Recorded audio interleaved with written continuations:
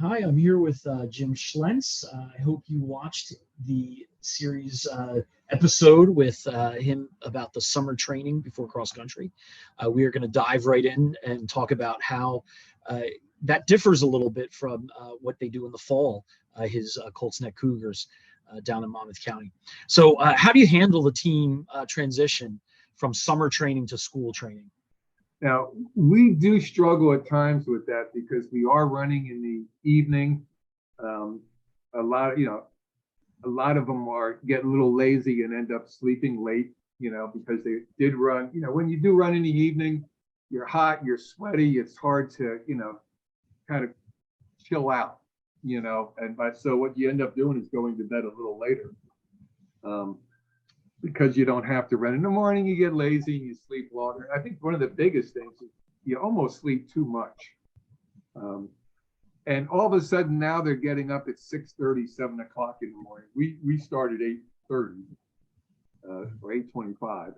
Yeah. So, they can, it's not as brutal, but if you're staying up until midnight and going to, sleeping until 10 o'clock in the morning, it's brutal to all of a sudden get up at 7 a.m. So I find that, when the official practice starts and we start meeting every day, like when the NJSIA says, hey, you can start, it's usually about 2 weeks. It used to be 3 weeks. Now it's about 2 weeks to school starts. We really have a great 2 weeks. Everyone's excited to be with each other every day. And then I have to back off for the first week of school. Workouts, and again, it's almost like a cycle. Sometimes with coaches will do cycles where they 3 miles, 3 weeks of high mileage and then one of, 20 less or whatever. And we make that like that for that week because we just, they're not getting to sleep. If I try to push it too much, the next week we're breaking down. Okay. Does the training change once you start competing? I don't, the only thing that it changes is that, we're a program that likes to do 2 workouts a week. Right. And 2 bigger workouts in cross country. So we do it Monday and Thursday. We do our long run on Saturday so that we can do it with me. It's a lot easier to do the long run, especially all the younger kids who just starting out. So if they're around me, they're excited to brag to me right afterwards. Hey, I did my longest run ever, or that was my quickest long run, whatever. Rather than having to do it on Sunday. So we do those 3. When you start races, all of a sudden things become different. And if you have a race on a Friday, like the first battle of OCP, you find that all of a sudden you're working out Monday. Do you sneak in just something a little bouncy on Wednesday? Just because they haven't done anything quick, or whatever. But now all of a sudden you're having to fit it around. So sometimes the race becomes the second hard workout. The long run goes to Sunday, and then the next week, instead of Monday, Thursday, you're Tuesday, Thursday, Tuesday, Friday, or whatever. So it becomes a little tighter. So, it does change. We tried to cut down on races until really the middle of October, so we could continue to pile in that, that big mileage. But it does become different just because the scheduling becomes different. But our goal is to still get as strong as we can by the end of the season. We don't start sharpening up and doing fasting so we can do well in September or early October. Good segue. How do you pick your meets? The meets are basically the same, but sometimes you'll find if you have a really young team, I think freshmen and sophomores need to race a little more to learn how to race. Juniors and seniors can get away with less. So if I have a real young team, or I might even like that first meet of the year, I might send all my freshmen and sophomores to it, but hold out my juniors and seniors. So picking, when I say picking the races, sometimes it's not a matter, we're going to these races, but not everyone's running. And again, it depends on that season, what we're trying to accomplish. If we felt like, hey, we're not going to make it to the meet of champions this year. We're going to have to focus on putting everything together so we can make it to the state meet. And obviously that's going to change up the process too. So, we might focus on getting a race at the sectional course beforehand, because we're going to, that's the only way we're going to get to the state. So I think it's an individual year situation where you're deciding what your needs are. Right. And you don't have dual meets, correct? You have a. We do not have dual meets, thank God. I know we've had that discussion a million times, but I don't have big teams. I've had, we went, I think, 4 or 5 straight years for the girls in the top, the podium, the top 6 in the meet of champions. In the last 3 years, we had between 11 and 13 girls. Right.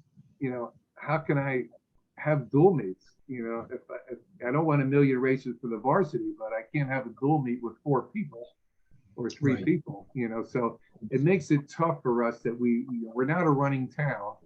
We don't get many people out, and so therefore we got to get as much out of it as we can. Right. Okay. Do you have a go-to workout in the fall, and why do you? I don't have a go-to workout. What we try to do, which might be a little unique, is we'll try to do like a simulation type workout, and it's not totally specific, so it's not something I can compare. But we don't really have much places to run. We spend all our harder workouts are across the street. We have a 1 point, about a 1 mile loop, and it's kind of like the front is about it's all flat, and then the back is almost like we'll say like a horseshoe shape, where you're going down and then you're coming back up, not very steep. But and we can't get buses to Homedale, so we might do something like, all right, we're going to simulate we're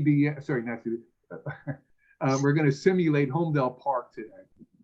And it's not going to be exact, but just to get in our mind the thought process we need to run at Homedale Park. So we'll start with maybe 2 by 250 uphills hard to get lactic acids in our legs the way that front of the Homedale course goes.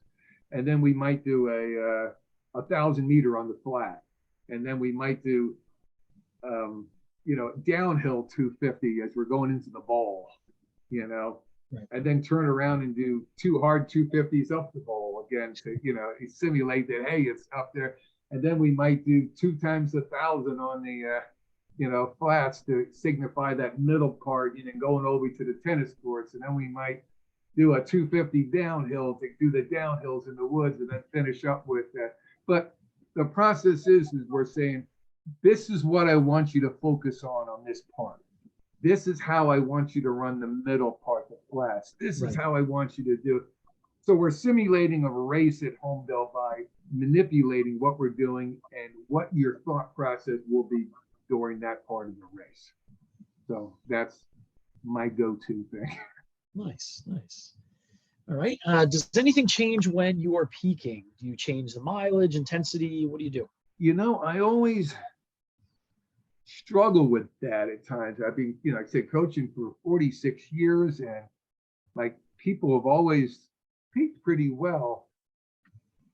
But each year I almost go in questioning what exactly, I'm going to do.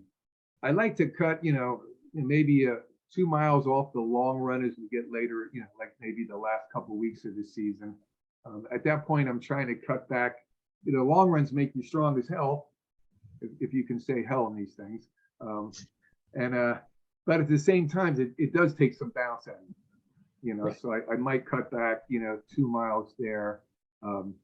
If it's something that's going to be a big race where we're trying to win a championship and we're going to need everything, the last tempo type workout, it might be, hey, instead of going for something big, let's just do it nicely, 4 seconds slower, than we normally do it, just so we're getting the rhythm, we're getting the fatigue that we're used to having, but we're not getting residual fatigue that's going to stay in your legs through the race.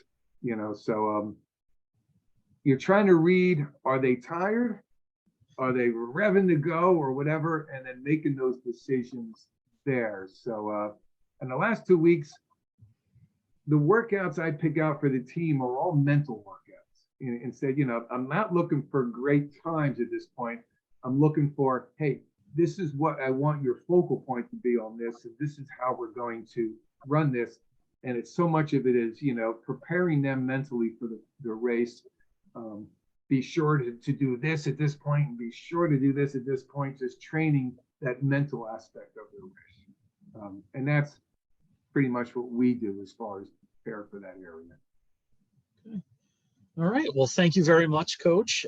Good luck to you and your team this fall and summer. Summer is a big deal, so make sure they're out there working, right? Well, we're looking forward to that heat. We love that heat. It just started the past couple of days, so anyway. Yeah, it did. But good talking to you, and we'll see you soon. Thank you.